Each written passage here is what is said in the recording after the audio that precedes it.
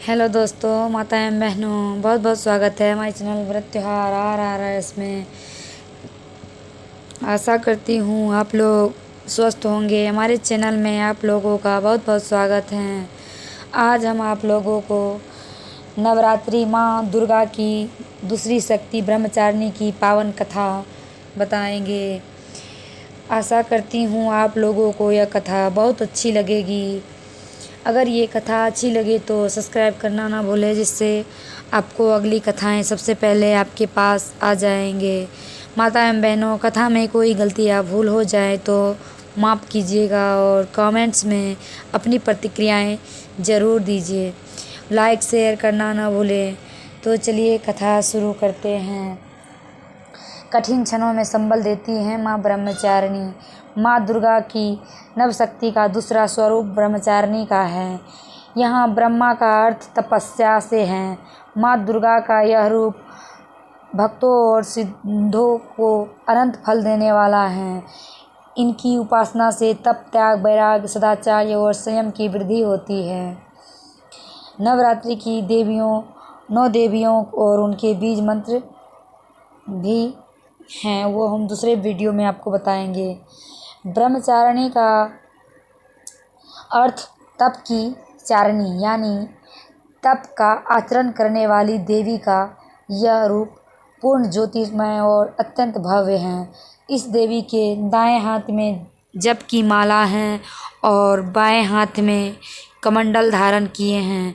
पूर्व जन्म में इस देवी ने हिमालय के घर पुत्री रूप में जन्म लिया था और नारद जी के उपदेश से भगवान शंकर को पति रूप में प्राप्त करने के लिए घोर तपस्या की थी। इस कठिन तपस्या के कारण इन्हें तपस्विनी और अर्थात ब्रह्मचारिणी नाम से अभिहित किया गया। 1000 वर्ष तक इन्होंने केवल फल फूल खाकर बिताए और 100 वर्षों तक केवल जमीन पर रहकर शक का निर्वाह किया। कुछ दिनों तक कठिन तपस्या रखें और खुले आकाश के नीचे वर्षा और धूप के घोर कष्ट सहें। 3000 वर्षों तक टूटे हुए बिलपत्र खाएं और भगवान शंकर की आराधना करती रहीं। इसके बाद तो इन्होंने सूखे बेलपत्र खाना भी छोड़ दिए।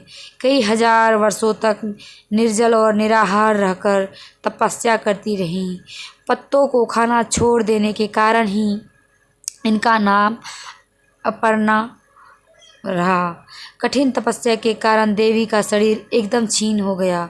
देवता, ऋषि, सिद्धगण, मुनि सभी ने ब्रह्मचारिणी की तपस्या को अभूतपूर्व पुण्य कृत्य बताया, सराहना की और कहा, हे देवी, आज तक किसी ने इस तरह की कठोर तपस्या नहीं की। यह तुम ही से ही संभव थी। तुम्हारी मनोकामना पूर्ण होगी और भगवान चंद्रमौली शिवजी तुम्हें पति रूप में प्राप्त होंगे। अब तपस्या छोड़कर घर लौट जाओ। जल्द ही तुम्हारे पिता तुम्हें बुलाने आ रहे हैं। नवरात्रि से पूर्ण होता है नवरात्रि पर्व। और इस देवी की कथा का सार और जीवन के कठिन संघर्षों में भी मन विचलित नहीं होना चाहिए। माँ ब्रह्मचारिणी देवी की कृपा से सर्वसिद्ध प्राप्ति होती है। दुर्गा पूजा के दूसरे दिन देवी की इसी रूप की उपासना की जाती है। तो हम आपको दुर्गा सप्तशती की कथा बारी बारी से खंड खंड करके देंगे।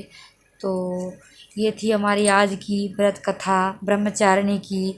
ध्यान से सुनने के लिए धन्यवाद।